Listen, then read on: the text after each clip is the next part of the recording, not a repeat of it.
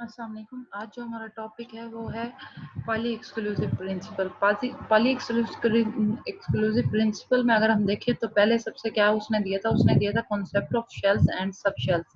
अब हम जब इलेक्ट्रॉन की बात करते हैं हम कहते हैं कि एक इलेक्ट्रॉन एक ऑर्बिट जो है उसमें हमारे पास फिक्स क्वांटिटी ऑफ इलेक्ट्रॉन मौजूद है। जैसे हम के की बात करें, सबसे पहला जो शेल है उसमें हमारे पास जो इलेक्ट्रॉन की तादाद है वो 2 होगी। लेकिन वो जो एक ऑर्बिट है उसके अंदर सब शेल मौजूद है, यानी हर एक इलेक्ट्रॉन का अपना ऑर्बिट होगा, जिसकी वजह से वो ऐसे लगता है जैसे एक क्लाउड सा बना हुआ है इलेक्ट्रॉन के गिर्द। तो यही बात यहाँ समझाइए। They said that the shells are energy level around the nucleus of an atom. These are subdivided into the sub energy levels called the subshell. ठीक है, सब शेल्स और सब शेल्स जो हैं ये हमारे पास किसी भी एटम के ऑर्बिट और ऑर्बिटल्स कहलाते हैं रिस्पेक्टिवली। शेल्स को ऑर्बिट कहते हैं और सब शेल्स को ऑर्बिटल्स कहते हैं।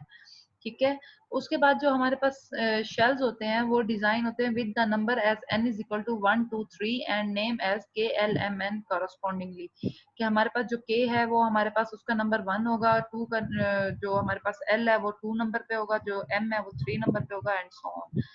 अगर हम देखें हमारे पास ऑर्बिट्स किस तरह से होंगे, तो हमारे पास सब शेल और जो शेल्स और सब शेल्स की एनर्जी लेवल्स होते हैं वो हमारे पास name s p d f होते हैं। सब शेल्स को जो है वो डिवाइड किया जाता है एस पी डी एफ से, और इनकी numerical value 0 1 2 3 so on start होती हैं।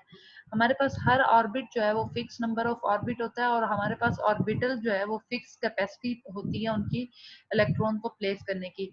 अगर हम कहें कि हमारे पास 2p है, तो 2p का मतलब वहां पे अगर हमारे पास s जो है हमारे पास s है तो वहां पे हमारे पास 2 इलेक्ट्रॉन मौजूद होंगे। अगर हमारे पास p है तो वहां पे हमारे पास 6 इलेक्ट्रॉन मैक्सिमम आ सकते हैं। अगर हमारे पास d है वहां पे हमारे पास 10 इलेक्ट्रॉन आ सकते हैं, और अगर हमारे पास f है वहां पे हमारे पास 14 इलेक्ट्रॉन आ सकते हैं।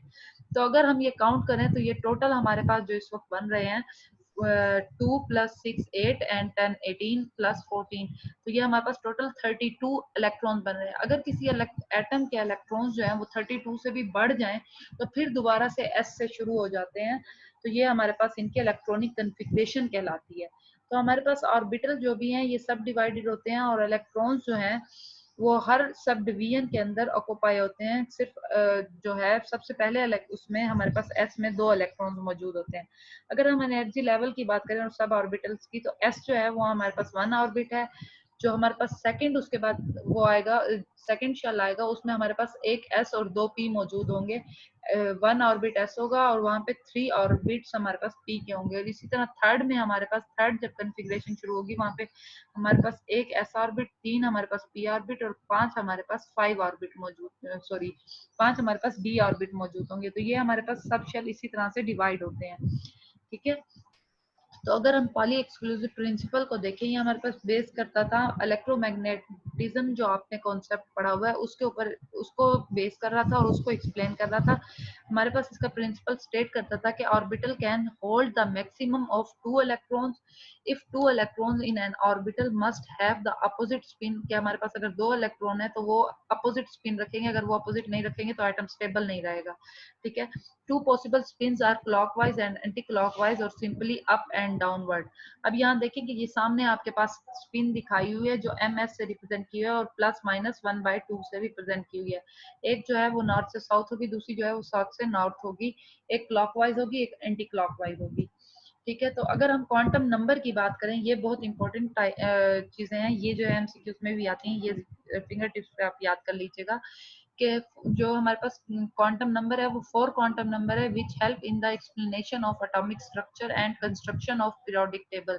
कि ये पीरियोडिक टेबल का बताते हैं और एटॉमिक स्ट्रक्चर के बारे में बताते हैं। तो प्रिंसिपल क्वांटम नंबर जो है इसको एन से रिप्रेजेंट किया जाता है, और एन जो है वो 1 2 3 सो ऑन होगा। एजीमुथल क्वांटम नंबर जो है उसको एल से रिप्रेजेंट करेंगे, और ये एल जो है वो 0 1 2 3 सो ऑन होगा।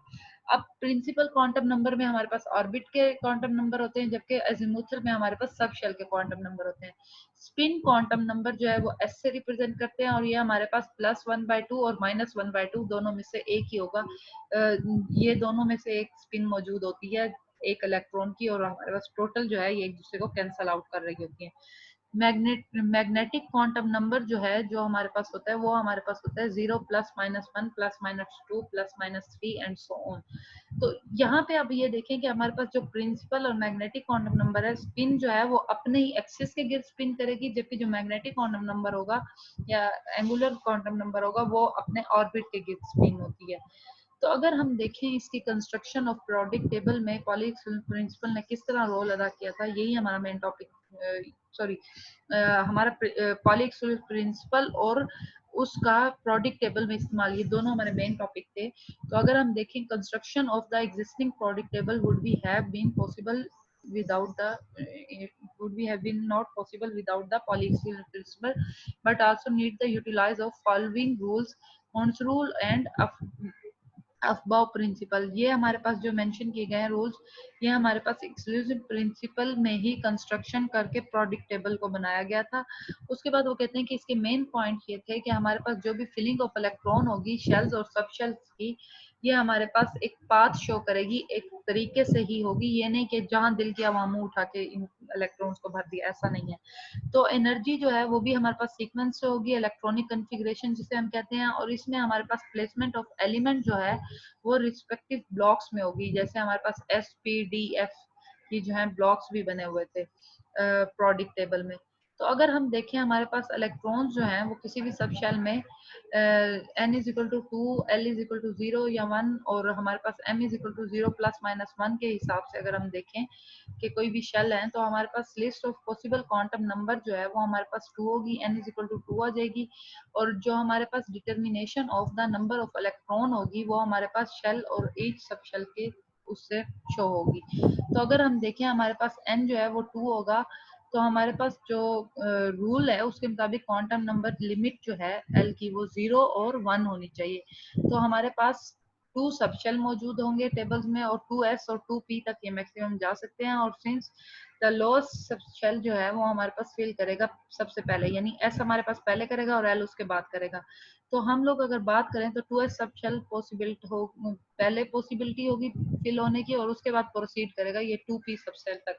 और इसी को कन्वीनियंट किया था कि हमारे पास पॉसिबल क्वांटम नंबर जो है वो टेबल में शो हो रहे हैं। जैसे हमारे पास n जो है अगर 2 होगा तो l हमारे पास 0 होगा, ml 0 होगा, और हमारे पास इसकी स्पिन है ms वो +1/2 होगी। इसी तरह जब 2 0 होगा तो वो -1/2 होगी 2s के लिए।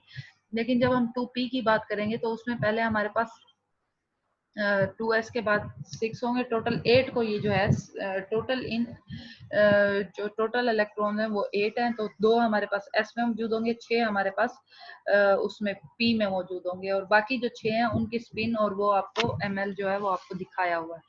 ठीक है, तो इसी तरह हमारे पास जो ये इलेक्ट्रॉनिक कन्फिग्रेशन है ये रेफर करता है डिस्ट्रीब्यूशन ऑफ इलेक्ट्रॉन शेल को एंड सब शेल को according to the increase in energy level simply depend upon the energy of the sub shells. कि हमारे पास जैसे जैसे एनर्जी चेंज होती जाएगी उनके सब शेल इंक्रीज करते जाएंगे। जैसे हाइड्रोजन है उसमें 1 इलेक्ट्रॉन है तो एस जो है वो 1 तक है।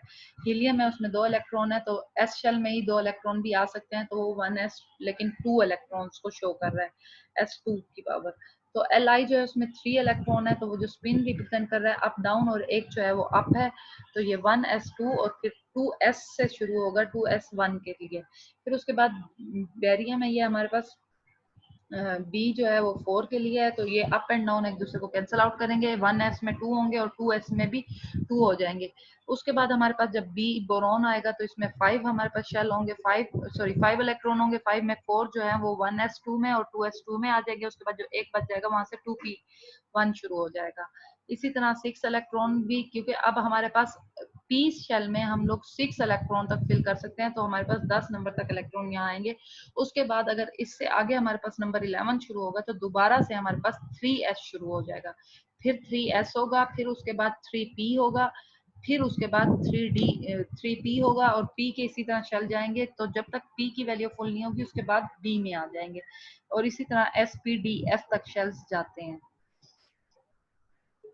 तो अगर हम देखें हमारे पास इसका सीक्वेंस ऑफ एलिमेंट्री पार्टिकल, तो हमारे पास ये इस तरह से आएगा कि ये हमारे पास 1s, अगर इनको हम दायरों की सूरत में इस तरह से रखें 1s 2s 3s 4s एक तरतीब से इस तरह रख लें, 2p और 2p से ऑनवर्ड 7p तक, फिर उसके बाद 3d से ऑनवर्ड 7d तक, क्योंकि हमारे पास ये थर्ड सेल से ही शुरू होंगे, और 4 से 7f तक शुरू करें तो इलेक्ट्रॉनिक कन्फिग्रेशन के लिए अगर इनके एरोज लगाएं तो ये इस जिस तरतीब से एरोज आ रहे हैं ये उसी तरह इनकी फिलिंग स्टार्ट होगी, यानी पहले 1s, फिर उसके बाद 2s होगा, फिर यहाँ से 2p हो जाएगा, और फिर 3s आएगा, फिर उसके बाद 3p आ जाएगा, और 4s आ जाएगा। उसके बाद हमारे पास यहाँ से आप शुरू करेंगे ये 3d 4p 4s आ जाएगा, सॉरी 3d, यहाँ पे हमारे पास आ जाएगा 3d 4p और 5s आ जाएगा, 4 नहीं है 5s है।